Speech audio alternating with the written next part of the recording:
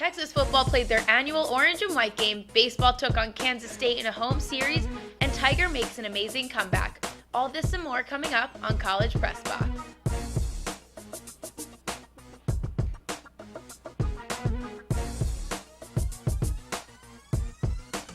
Good evening and welcome to College Press Box. I'm your host, Bailey Wald, alongside Madison Hager. On Saturday, Texas football played their orange and white game, where the new young team had their first chance to take on DKR. Sam Ellinger led the orange team while Casey Thompson led the white team. Let's head over to DKR for the highlights. Coming off of a sweet Sugar Bowl victory, Bevo and the Texas Longhorns were pumped for the spring game. To start it off, redshirt freshman Casey Thompson rushes 16 yards for a first down for the white team. But the white team's reign would not last long as sophomore defensive back Kobe Boyce intercepts the ball and returns it 7 yards for the orange team. Casey Thompson then gets the ball yet again, rushes it down the field, picking up yards for the white team. Time for Sam Ellinger. He will sling the ball down the field, but it will be intercepted by senior linebacker Jeffrey McCulloch, and it is returned to the 1 yard line. The defense surely came out to play as Jalen Green brings down Jordan Whittington. And Casey Thompson yet again shows that he is fast and he is good at rushing the ball, picking up yards for the white team. None other than Dicker the kicker puts 3 on the board for the orange team, and the score is now 7. Sam comes out as he gets a first down for the orange team, but it wouldn't be enough because the white team and Casey Thompson would take home the spring game crown, and the white team wins 12-6 in this chilly spring game. Welcome in our football analyst, Clark Dalton. Clark, at the end of the spring game, the white team had defeated the orange team 12-6. So what were some of the main takeaways after this game? Well, we learned 20-mile-per-hour winds, definitely not optimal football conditions. Texas really struggled to throw the ball down the middle of the field, so this led to a more basic play calling scheme. And you didn't really get to see the full offensive arsenal Tom Herman has discussed this offseason. On the bright side, the defense did show signs of improvement. Jeffrey McCulloch spurred momentum with that 32-yard interception return, and the secondary did a good job of overcoming injuries because Caden Stearns and Brandon Jones were both out, but they made sure that receivers did not get open across the middle. The key is not to overreact. It's a spring game. There are 4 months before the regular season starts, and the Longhorns have plenty of time to make improvements, and it will be a drastically different product on the field come August. So like you said, there is a lot of time before their season begins, but who are currently the standout players and who has made the most improvements since the end of the last season? One of the standouts was freshman running back Jordan Whittington. He averaged 5.2 yards per carry in the spring game, and this will be crucial for Texas's offense this season because Keontae Ingram and Sam Ellinger are the bulk of Texas's rushing production, but they're a little bit injury prone. So it's imperative that Texas has a third option they can rely on who has a little bit of speed and adds new production. This gives a new dimension to the offense. And the player who appeared to improve the most was Casey Thompson. There were some questions as if he could fill in as a solid backup, and if Sam Ellinger got hurt, Casey could come into the game, and he proved he could do that in the spring game. He was dangerous in the open field, rushing for 54 yards, and if Sam does go down, it appears that Texas's coaches can design a game plan around Casey that works. On the defensive side, it was Jalen Green. He didn't play that much in 2018, but he looks great in the spring game. He had 5 tackles, and he was thrown at 9 times, only allowing 3 completions for 10 yards. So their season begins August 31st against Louisiana State, and now coming off the Sugar Bowl win and with a bunch of new players, what are your predictions for next season? Well, what's exciting about this 2019 Texas Longhorns season is it's the first time that the mystique of Texas is back. What I mean by that is when you enter DKR, you can feel this enthusiasm, this energy that makes it fun to go to. Tom Herman has reinstilled the confidence and swagger that is associated with Texas by acquiring one of the best recruiting classes in the nation. I expect Texas to win 10 games at least, sit atop the Big 12 Conference, and reinsert themselves into the upper echelon of college football. Thanks so much for joining us tonight, Clark. When we come back, we'll turn to the dish where Texas baseball took on Kansas State. We'll be right back. Isn't it Louisiana?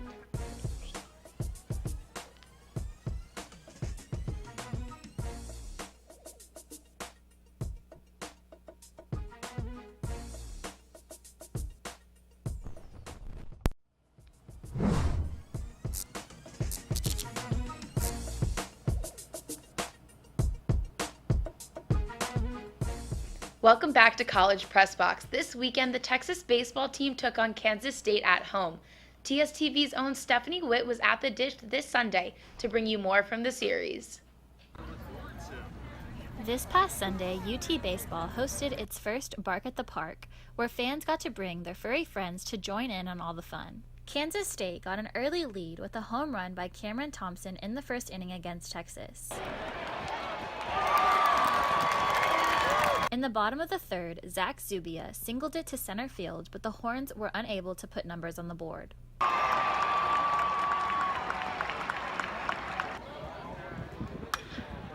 In the top of the fourth, Kansas got a runner in to put the Wildcats up by 2. Unfortunately, the Horns were unable to come back and lost the game 2-0. The Horns will play Lamar this Tuesday at 6:30 at the Dish.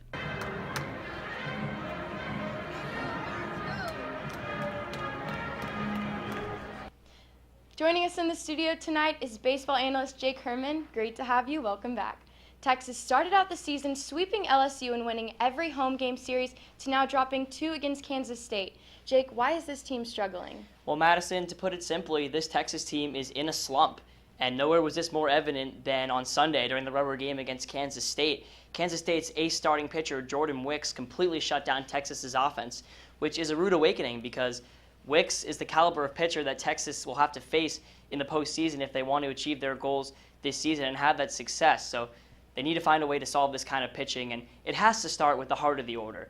The slump right now is originating with some of these guys in the middle of the order, Eric Kennedy, Austin Todd, and Ryan Reynolds, who simply haven't been able to carry over their early season success into the second half of the season. Now, you see them in the first 13 games. They were averaging .348, which obviously is not sustainable, but only hitting .229 over the past 24 games since. That steep drop-off is something Texas cannot afford, and even more concerning is the lack of power. That's 1 home run between the 2, 3, and 4 hitters over a 24-game stretch. Now, if you're going to get a lineup turning up and down and getting rallies started, those key hitters simply have to find a way to turn this around. For sure. And with a month of regular season play left, with series remaining against competitive teams such as Oklahoma State and West Virginia, what are your predictions for the rest of the season?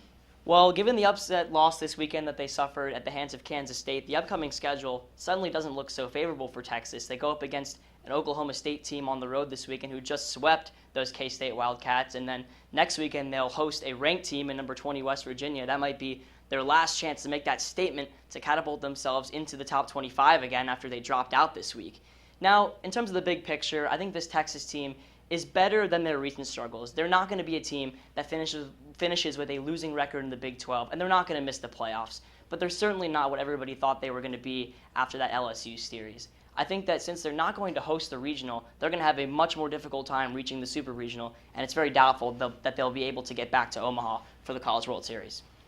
Thanks for coming on, Jake. And when we come back, Thomas Fitch will wrap up the 2019 Masters Tournament. You don't want to miss it.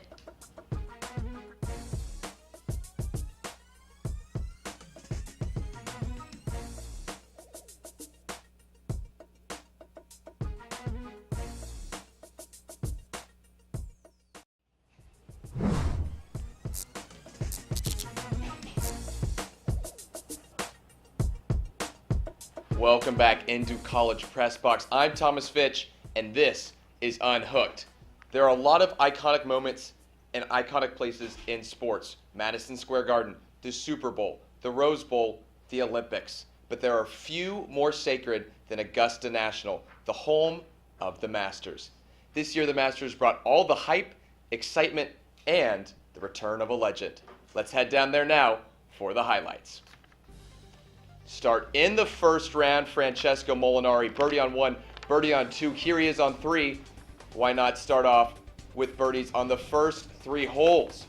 We'll have more of Molinari on the weekend, but let's go to Brooks Koepka, the round 1 leader, shot a 66 on Thursday. Here on Friday, hole 1 is going to hit this close and have a birdie look. The third ranked golfer in the world will make that putt, shoot a 71 on Friday, and head to the weekend. Let's go to the weekend where Tony Finau stands on hole 8. He started 3 under, but charges back on Saturday. This, the par 5, hole 8, and look at that, a tap-in eagle for Finau and he's charging up the leaderboard. Another player charging, none other than Tiger Woods. And Tiger Woods also hole hunting here on 7, hits it to a foot. That got him to 7 under. Tony Finau keeps charging, gets the birdie on 13. He would go on to shoot a 64 to go to 11 under, take the early clubhouse lead on Saturday.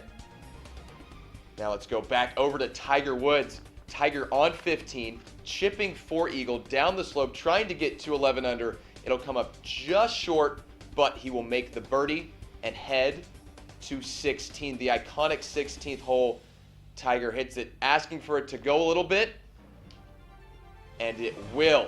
Sticks that to about 5 feet, and the putt just as pretty as the shot. Steps it in for a 67 on his 3rd round to also go to 11 under. However, the leader after Saturday would be the Italian Francesco Molinari, who would shoot a 66, 6 under par round on Saturday to go to 13 under, take the lead, setting us up for our Sunday final pairing, Molinari, Woods, and Finau. Let's go right there. Tiger in the Sunday red on hole 7. He seems to like this hole. Yesterday, he hit it to a foot. Today, trying to hole out.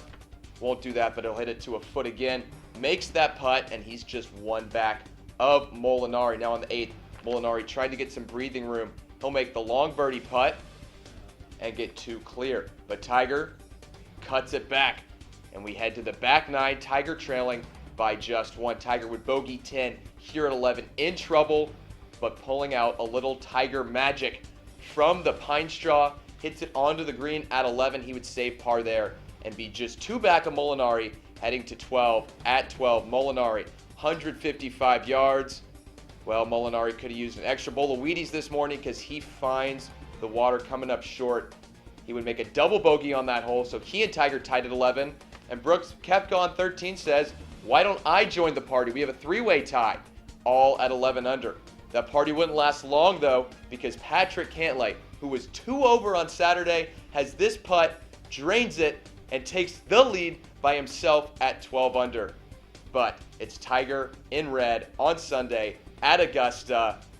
You can't bet against him. Tiger misses this eagle putt, but he would tap in for birdie there, take the 1-stroke lead, his first solo lead of the tournament. Now on 16, 170-yard, the iconic par 3, the traditional Sunday pin location. Well, Tiger knows it all too well. Watch. He's going to use this slope, and that ball is going to work its way down to the hole. The fans wanted a hole-in-one. Tiger wanted the hole-in-one. Just misses, but he would tap that in, go 2 strokes clear, and this putt on 18 falls. And for the first time since 2008, Tiger Woods, a major champion. You can see the jubilation on his face. Gets a hug from caddy Joe LaCava. Pumps up the fans. The crowds were chanting Tiger. A hug from his son.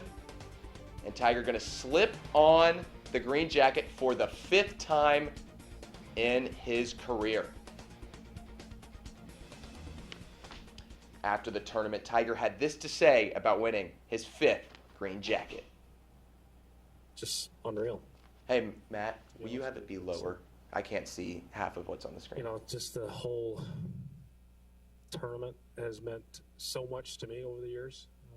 Coming here in 95 for the first time and to play as an amateur, winning in 97, and then come full circle 22 years later, be able to do it again.